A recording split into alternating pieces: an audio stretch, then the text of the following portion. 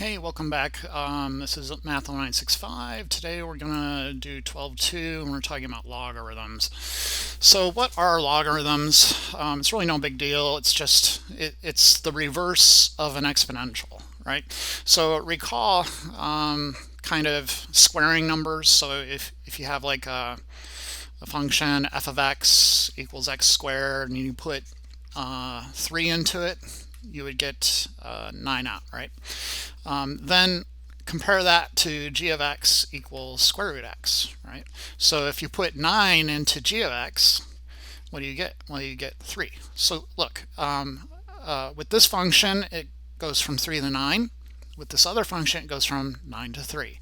So it's like the g of x will undo the f of x. And literally, if you put one inside the other, you kind of get back to where you started. It's like you take off your socks, you take off your shoes, then your socks, and then I don't know. So hopefully that is kind of clear, right?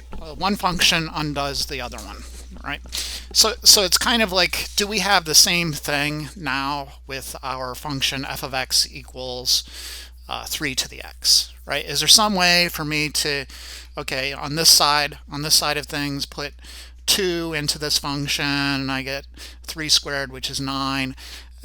Does there exist some other function such that when I put in 9 I get back out 2? Okay, that's the log. So this would be the exponential, this forward direction, and going in the reverse direction, reversing it, would be the logarithm. Okay, and there's other issues involved, and they make it pretty technical in the book, but that's the idea. Okay, all right. So let's define the thing. So first, and this will look a little weird, but it's kind of like riding a bike. Once you get it, it's like whatever. So the definition, we're going to have all these restrictions as usual, kind of floating around. We need x to be greater than 0. Our b value, which is really just the base from the exponential, b needs to be greater than 0, and b cannot be equal to 1. We say y equals, and this is it, log base b of x. Okay, this thing will undo that exponential kind of expression. So another way of writing that, if you want to think of it in exponential form, b to the y equals x. It's just kind of an unscrambling of this exponential. And you could see all the little bits and pieces. There's the b, there's the x, there's the y. Okay, and we're familiar with the thing on the right, not as familiar with the thing on the left, but we're going to get there. Okay, so what does this thing on the left ask me? It's asking. It says, so note y equals log base b of x asks the reader, b to what power equals x. Okay, and that's what it's doing. All right, so let's dive in here, right? So section 2, what they're going to force you to do is kind of convert back and forth between the log and the exponential, and they're hoping that's going to kind of teach you the ins and outs of how this thing works. Because if you could reinterpret the log as an exponential, you kind of will have the understanding of the log, right? So it's like if somebody says, I have to take off my shoes and then take off my socks. That would be the exponential. So you kind of already understand the log, because the log is just the reverse of that, right? I have to put on my socks and then put on my shoes.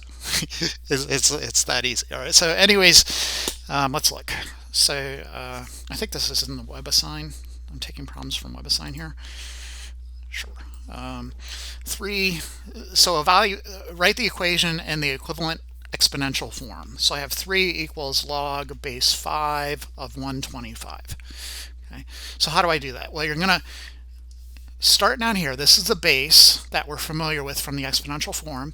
Then it's raised to the third power, and that should equal 125. Okay. So 5 to the third equals 125. And those two statements are equivalent. So get another.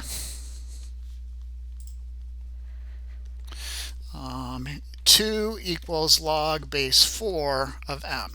So the way I should think of that in my head is 4 to the second power equals m. And you could form little equations, then m is equal to 16, right? Let's look at another. And these are pretty simple. Hopefully you'll kind of fly through them. It's just practice, right? Getting sort of the order down. And all right, so this one, b to the third power is equal to 8. This guy, 4 log base 3 of 9 equals y. So 3 to the yth power equals 9. Okay, now they want to go from exponential to logarithm.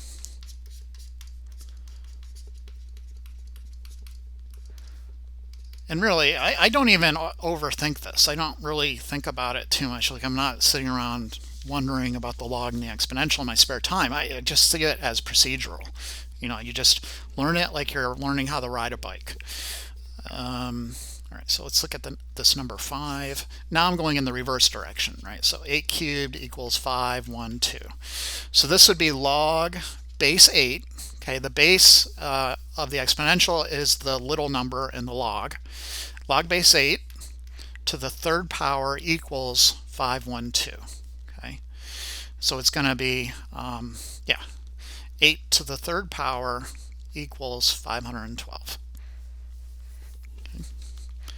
Let's do 1 or 2 more of these. Oh, this one's weird. 4 to the negative 2 power is 1/16. Right? So log base 4 to the negative 2 power equals 1/16. So log base 4 of 1/16 is negative 2. I must have took some of these out for the sake of sanity. It's like if you blow through these, I don't see how that, you want to practice them. It's like you're practicing an instrument or something. Anyways, here we have 8 cubed equals x. So this would be log base 8 of x equals 3, right? 8 to the third power equals x. Let's do one more. X cubed equals 738. So log base x of 738 equals 3. And so on and so forth. I think wasn't there like a weird one? I must have got rid of one of the weird ones. Let me just put that in because I just in case, in the future, this guy. Okay, so this one doesn't look like it's an exponential expression, but remember, we learned how to write radicals as exponentials. So 4th root is the same as 1/4. Okay, then we can convert this to a log. So it's log base 81 of 3 equals 1/4. Okay, so if you don't see an exponent, that doesn't mean there's not one there, especially if there's a radical, because radicals are basically exponents. Okay, from here we'll start evaluating logs. Like our counterpart before, what is 3 cubed? 3 cubed is 27. Now we want to know what's log base 3 of 729, right? Okay, so section 4, evaluating logs. Okay, so it looks like we have question 12. Let's make this the video quiz. Get it out of the way. Let me mark it down in my notes. So 12.2 is problem 12 in my math lab.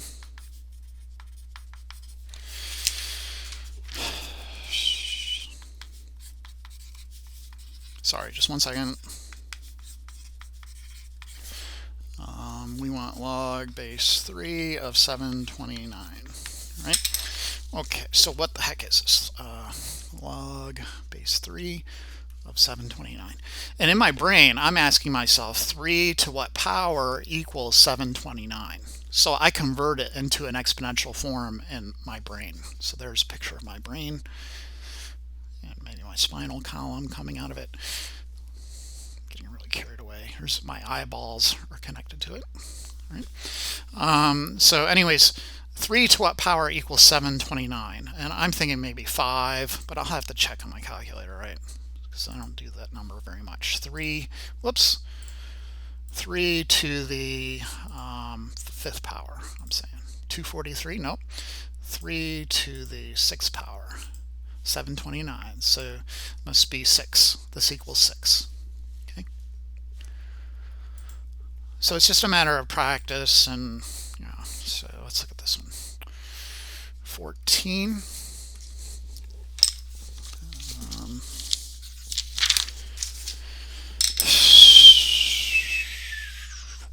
Log base 7 of 1 over 49. So again, in my brain, I'm thinking 7 to what power equals 1 over 49. If you want to rewrite 149, it could help. So 1 over 49 is the same as 1 over 7 squared. That's the same as 7 to the negative 2, right? And then it's just clear, okay, x must be negative 2.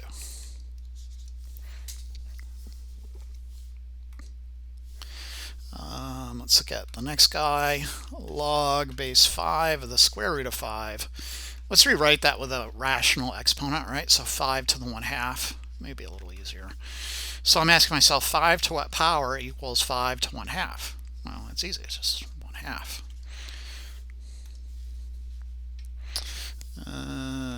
16 log base 14 of 1 over square root 14. 14 to what power equals 1 over square root of 14? Well, square root of 14, the same as 14 to the 1/2.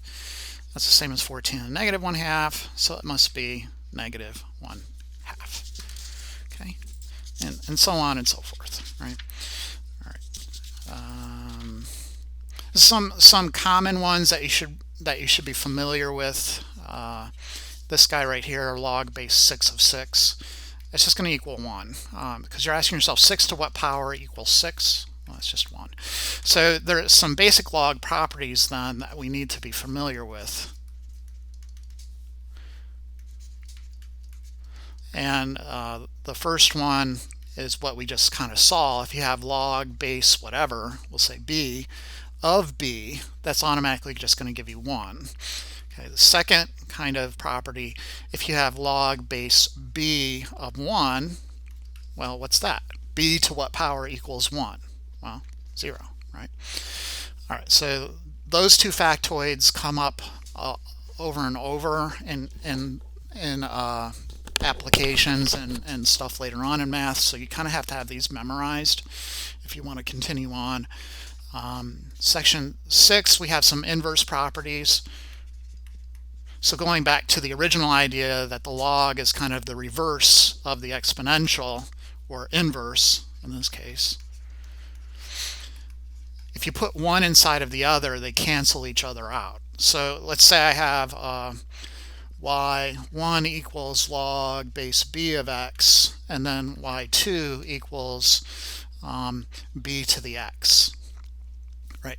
So firstly, if you plug this in for x, so you have log base b of b to the x, you'll automatically just get x, because the log base b and the b to the x, it's kind of a cancellation. It's like first I take off my shoes, then I take off my socks, and then I put my socks back on, and then I put my shoes back on. I'm back to where I started. Right? It's that idea. Then if you kind of go in reverse and you take the log base b of x and put it in for x over here, okay, and it looks really weird. It really does.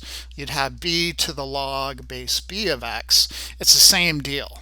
Okay, basically you're taking off your you're putting on your socks, then your shoes, then you're taking off your shoes, and then your socks. You're right back to where you started. Okay, so they always look weird and it looks really, really complicated, but it really is just putting one inside of the other, and they cancel each other out.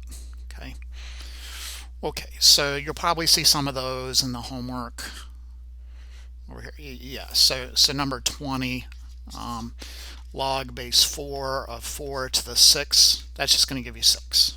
Okay. And this is the reverse version. That answer is just 2.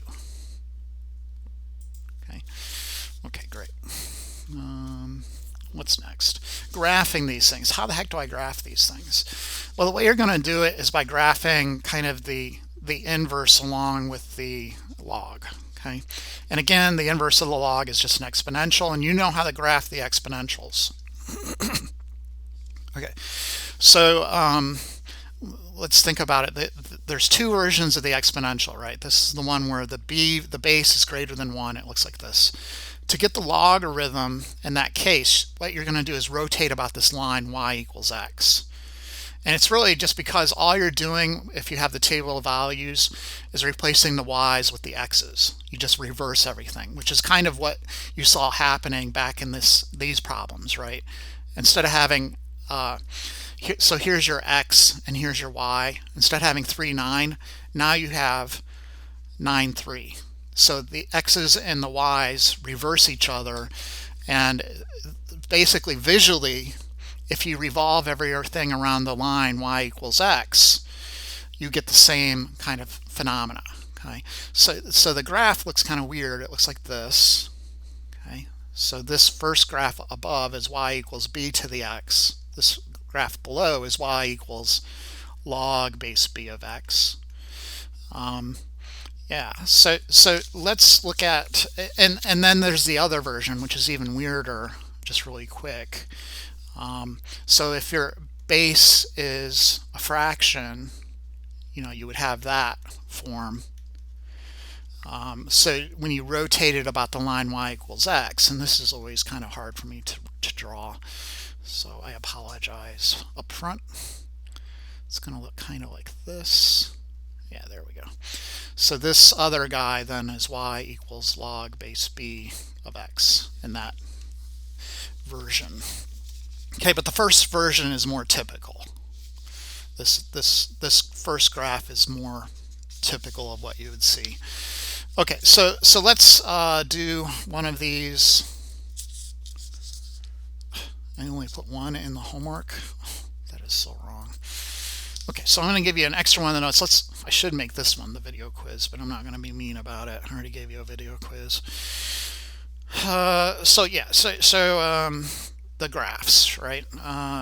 So an example, f of x equals 4 to the x, and then you want to graph g of x equals log base 4 of x. Okay, so I have x and then f of x, and then I'm going to want to do another table, x and then g of x. Okay, so I'm going to go from -2, -1, 0, 1, 2. -2 is 4 to the -2, which is 1 over 16. 4 to the -1, which is 1 over 4. 4 to the 0, which is 1. 4 to the 1 is 4, and then 4 squared is 16. So to get the graph of the log, all you got to do is swap all of the coordinates. Believe it or not. It's pretty easy. Okay.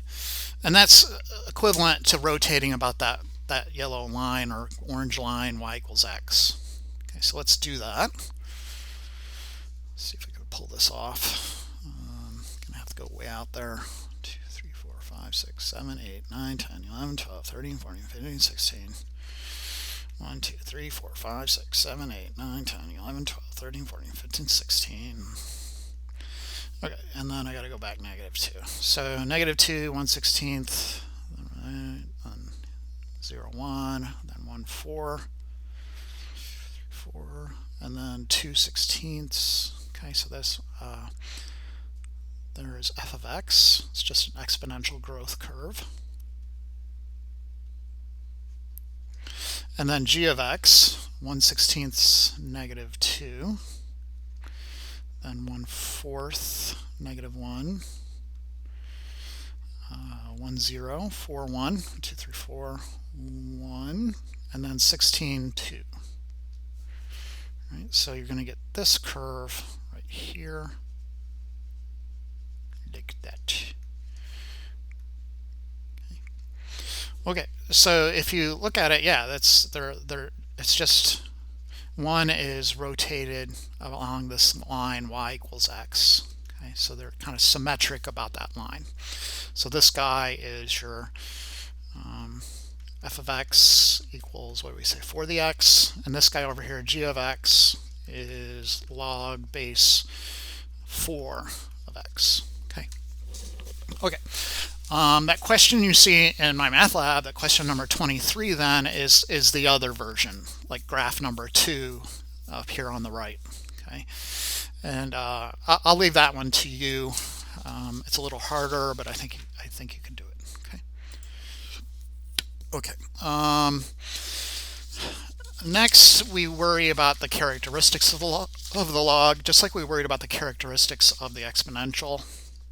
Because it's an inverse, it's going to have a lot of the characteristics of the exponential, but swapped.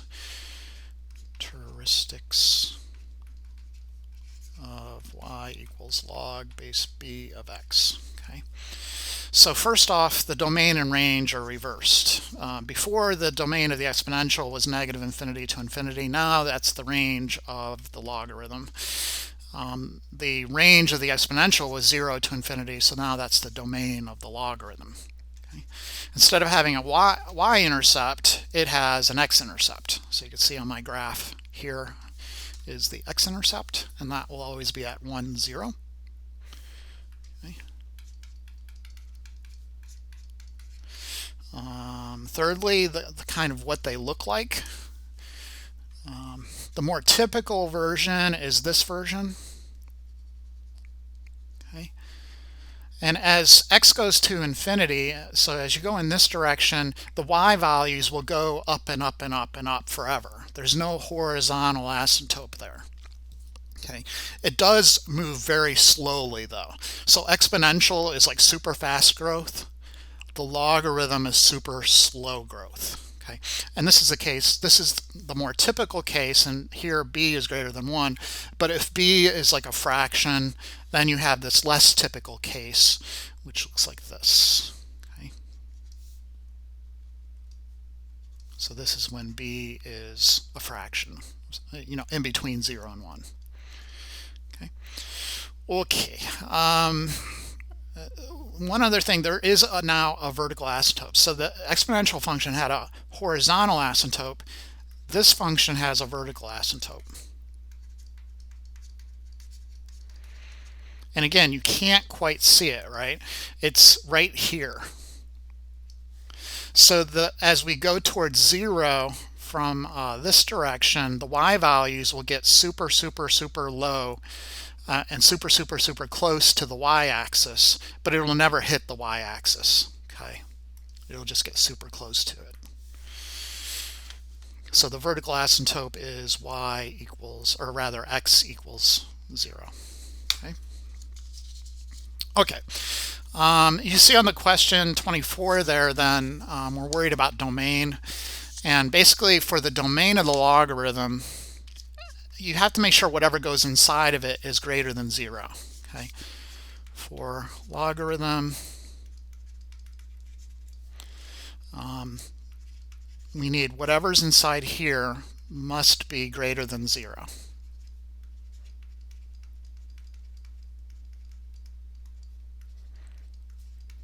Okay. So you can't, with the square root, you could put 0 in a square root. You can't do that with a log. Okay, so you have to exclude that. So let's look at number 24 there on the right. I have log base 4 of x plus 5. To find y equals, to find the domain, then what you're going to do is kind of borrow this thing and say, make a math statement that says this thing needs to be greater than 0. So how do I say that math-wise? I take the x plus 5 and say it has to be greater than 0. Okay. Move the 5 over, x greater than, sorry, I butchered that, greater than -5, and then in interval notation, it'll be -5 to infinity, okay, which will be the domain. Another one there, same sort of deal, 25 log of 2 minus x. We need the 2 minus x to be greater than 0, right? So we need the x to be less than 2. I just add x to the right, and I get 2 greater than x but then if I write it in the reverse order, x is less than 2. So the interval notation is negative infinity to 2, just like that. Okay. Here's a crazy one, number 26. ln of this x minus 18 squared. Okay. So you're not going to have the issue here with anything being negative, because if you put like negative 19 in, or let's say 17 in there. So this is our function. I think they call it g of x. Let's say I put g of negative. So if you just took x minus 18 and say this needs to be greater than 0, and you say, okay, I just need numbers greater than 18, that's not going to work. That's not true, because if you put like 17 in there, like I was saying, this will be the ln of 17 minus 18 squared, which will be the ln of negative 1 squared, which will be the ln of positive 1. So that squared thing, any negative number you put in there is going to become positive. So you don't have to worry about having negatives in there. The only thing you have to worry about is when that thing equals 0. Okay, so the way to do that one is to just set it equal to 0. And the only number that won't work is the number 18. Okay, so in interval notation, to indicate that, we'll kind of have a hole in the graph. So if you graphed it on the number line, here would be the number 18, and it would be everything except that. So to indicate that in interval notation, I'm going to go negative infinity to 18, and then you're going to use this symbol. It's a union symbol, which means or, and then we have 18 to infinity. Okay. So you could put anything in from the interval negative infinity to 18, or in the interval from 18 to infinity. Okay, and that little union symbol it'll pop up when you have all of your symbols at the bottom here. So when you hit that, you go more, and there's the union symbol. Okay. Okay. Common logs and natural logs are two special logs that we use an awful lot. Okay, so I don't know what number I'm on. I'll say I'm on number 9. Yeah, 8, 9. So the common log and the natural log. Okay. Generally, what I use is the natural log. I kind of use it exclusively. The only time I ever use a common log is when I teach this class. So anyways, let me show you the common log. And the common log is just a log with base 10. Okay, and it's used so much that we don't even write the little base. We just write log of x. Okay, but technically it's log base 10 of x. Okay, so for example, you see there on the right, number 28, we have log of 10 squared.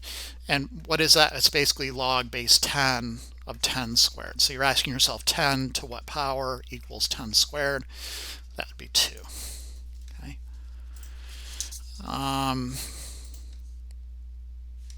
The other kind of log then is the natural log. And this is the log base e. Okay, so again, we use it so much that we're not going to write kind of the base or anything, and we write ln, okay, for natural log. I guess reversed. Ln of x. Okay, but technically it's log base e of x. All right. So looking at that problem number 30 there to the right, the ln of 1, well, it's basically log base e of 1, and it's asking e to what power equals 1. Well, it's just always 0, right? Okay, here's another one, 32 maybe. So ln of 1 all over e to the 4th. So you're asking yourself e to what power equals 1 over e to the 4th, right? So that's the same. 1 over e to the 4th is e to the negative 4, so it's going to be negative 4.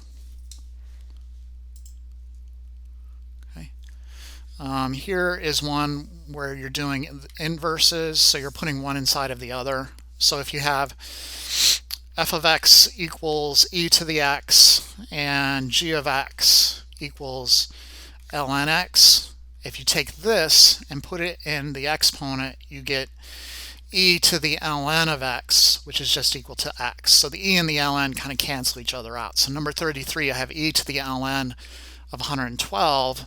That will just be 112 because the e and the ln cancel. Okay, and this is the reverse situation where I'm taking the exponential and putting it inside of the log. Okay, so I have this and I'm putting it in there, and I'll have e, or rather I'll have ln of e to the x, which is equal to x. So number 34 then, ln of e to the 6x is just equal to 6x. Okay, and then this another one, that's 4x cubed. This would be fifth root of 2x. So this is the common log where they're putting the same thing inside of itself. This is they're kind of introducing you to solving logarithmic equations. So 37, I have log base 3 of x minus 1 equals 4. So what you do is write 3 to the 4th equals x minus 1, and I think that's what they want. To the 4 equals x minus 1. And then you could solve that, right? So 3 to the 4th is 81. Add 1 to both sides and get 82.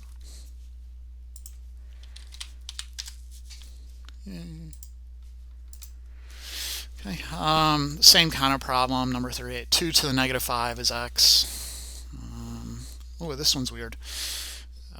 So 39, we have log base 4 of log base 8 of 8. Log base 8 of 8 is 8 to what power is equal to 8? So that's just 1, right? So log base 4 of 1. 4 to what power is equal to 1? Oh, okay, 0. Same kind of problem. Ooh, graphing. So again, it's this translation issue, right? They want to start training you to think of, so if you graph f of x equals ln of x, the kind of standard picture is this thing. Okay, so it's going through this intercept at 1, 0. Okay. Then if you look at the kind of problems they have f of x equals ln of x plus 8. Okay, and if you fiddle around with that and you do a table or something like that, or if you just remember how it worked when we were working with exponentials, the plus 8 is actually going to shift it to the left. Shift left by 8. Okay, so the picture in that case, 1, 2, 3, 4, 5, 6, 7, 8. The new intercept is right here at 1, 2, 3, 4, 5, 6, 7, right? Then your asymptote will be right here, and your graph will kind of go like that. Okay, so f of x equals ln x plus 8. Ln x plus 8 is this one. Ln of x plus 8 is that one. X minus 8 will shift it to the right to 8 places. So that's this one. Doesn't look like it shifted 8 places, but I guess they're going by 2s. 2, 4, 6, 8. Ln of x, and then on the outside minus 8 will shift it down 8 places. Okay, so that would be this one. And then let's do x plus 8. That's going to shift it up 8 places. And then 1 minus x. That's going to rotate it around the y-axis. And it'll have, I want to say it's going to go to the right by 1. So which ones don't we have? It's going to be this one. It's got to be this guy. Okay, it's rotated around the y-axis, and then it's going to shift over 1. And then the last one rotated about the y-axis and then shifted to the right by 8. 2, 4, 6, 8. Okay. Okay, so it's just more of that. Here's an application problem, so I'll leave you at this one and then we'll get the heck out of here. So 42, they're giving us a function. I think this will just be plug and chug. So f of x equals 62 plus 35 log of x minus 4. And right, so it says the percentage of adult height attained by girls who are x years old can be modeled by the given function where x represents the girl's age from 5 to 15 and f of x represents the percentage of her adult height. Use the formula to determine the approximate percentage of her adult height a girl has attained by age 14. So x again is the number of years old, so I think we just put 14 in here and plug and chug. Okay, so it'd be 62 plus 35 log of 14 minus 4. Okay, one issue you may have is with your calculator on these log-based 10s, because my calculator, the TI, does not have a log button, as far as I can tell. There's no LOG, but there is, oh yeah, there is an LOG. I stand corrected. I'm sorry. Never mind what I was going to say. 16 plus 35 log of 10. Later we'll figure out that you can get around it. If you just have a natural log button, you could rewrite it as ln of 10 all over the ln of the base. And truthfully, a log base 10 of 10 is just 1 anyways. Okay, so this would be 62 plus 35, which is 97, and that's the answer. Okay, so you got some story problems there. I must have got rid of the rest of them. You just have one story problem. You'll be able to handle that. Okay, very good. Thank you for watching as usual, and I'll see you next time.